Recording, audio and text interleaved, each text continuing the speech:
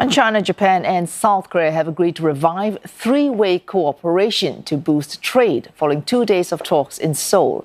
In their first summit in more than 4 years, leaders agreed to speed up talks for a free trade agreement as part of, quote, mutually beneficial cooperation projects across 6 key areas. They reaffirmed their commitment to keeping markets open and avoiding disruptions to supply chains. 한일 중 경제 협력은 정부의 노력과 함께 경제인 여러분의 역할이 매우 중요합니다. 경제인 여러분은 팬데믹 이후 글로벌 공급망의 불확실성 속에서도 긴밀히 소통하며 협력을 이어왔습니다. 이제 정부와 경제인이 힘을 모아 삼국 협력의 차원을 높여야 합니다. The summit also comes amid a renewed push by the United States to press its allies to further tighten restrictions on China's access to semiconductor technology. Beijing has been pushing back against this tightening of U.S. chip export rules, which Washington claims is driven by national security concerns. Tokyo says it aims to assess the impact of current curbs before it considers tighter measures against Beijing. China is the largest trading partner of both South Korea and Japan. All 3 countries have held 16 rounds of negotiations over this free trade agreement since 2012.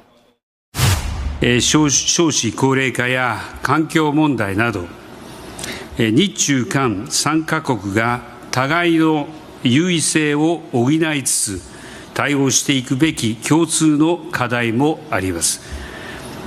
政府間、企業間、そして政府企業間の連携を強化して日中韓での取り組みを一層強化していく所存です。In an earlier news conference, Chinese Premier Li Qiang issued a veiled rebuke against the expansion of security cooperation by both countries with the United States. He says politics should be kept separate from economic and trade issues, reiterating the importance of the trilateral cooperation in maintaining peace and stability in the region. 中方愿意与韩方、日方携手努力，持续深化各领域交流合作，不断地促进利益相融、人民相亲、命运相连，带动本地区一体化加速推进，进一步开创和平稳定、发展繁荣的新局面。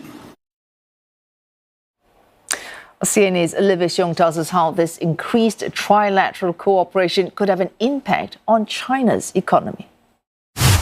You will notice the language that has been used here. We see Premier Li talk about how the 3 countries are at a new starting point, talking about re-galvanizing and accelerating cooperation, embarking on a new journey. It's a rather conciliatory tone that we are seeing from China, which observers say is significant given the previous tensions that we have seen it have with South Korea and Japan. On the geopolitical front, observers say this charm offensive seen from China is widely believed to be a response to another trilateral summit that happened at Camp David in the U.S. last year, that amid the prism of the ongoing China-U.S. rivalry as China views U.S. actions as trying to contain its development. And in terms of cooperation, we saw the Chinese premier talk about deepening economic and trade connectivity, stressing the need to keep industrial and supply chains stable and unimpeded. Now, reading between the lines of that,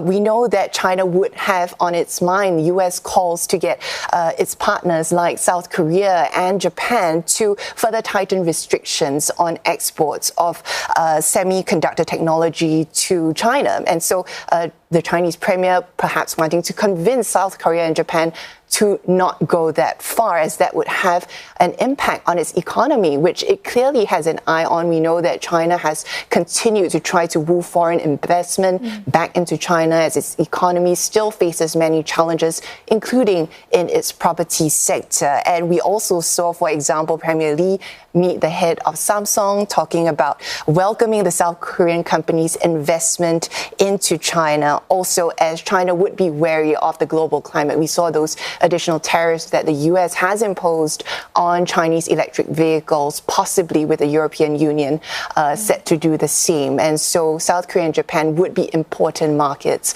for China, especially in this region. And CNA's Michiyo Ishida tells us what came out of PM Kishida's meeting with Chinese Premier Li Qiang about the Chinese ban of Japanese seafood imports and Taiwan.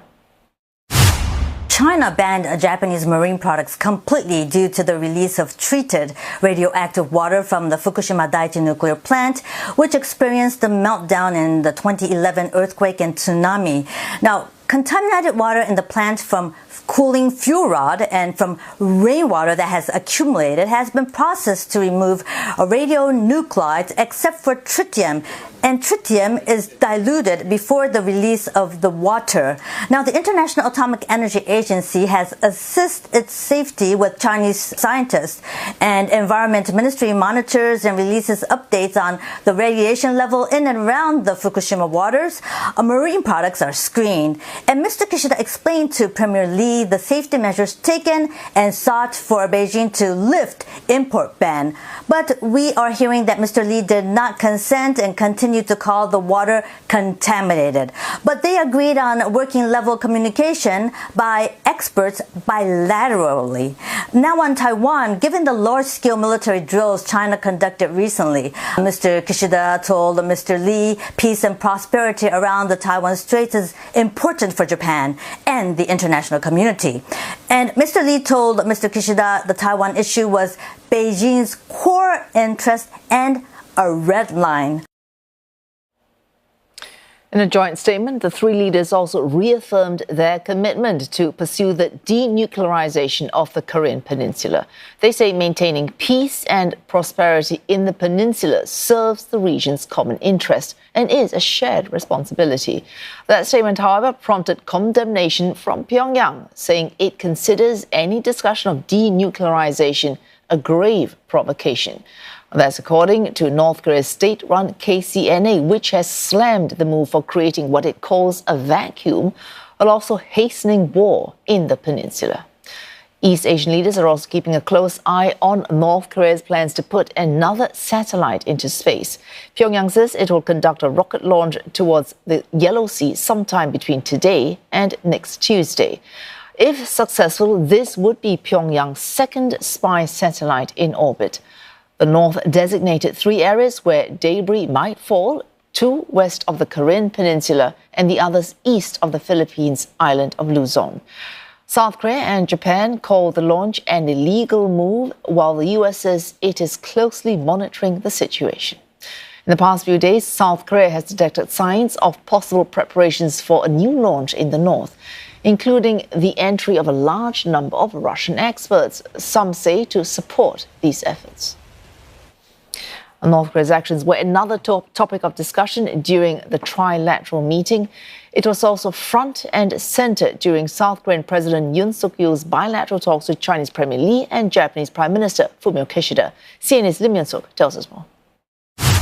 He held the bilateral meetings with Japan and China. And, many analysts here were saying that, he probably got more done during the bilateral meetings than the trilateral discussions, and especially with China, because during the bilateral meeting with China, the two leaders discussed North Korea's threats, and also President Yoon was able to urge China to play a more constructive role in containing North Korea's growing missile and nuclear threats. Now, he also voiced concerns about this close cooperation between North Korea and Russia.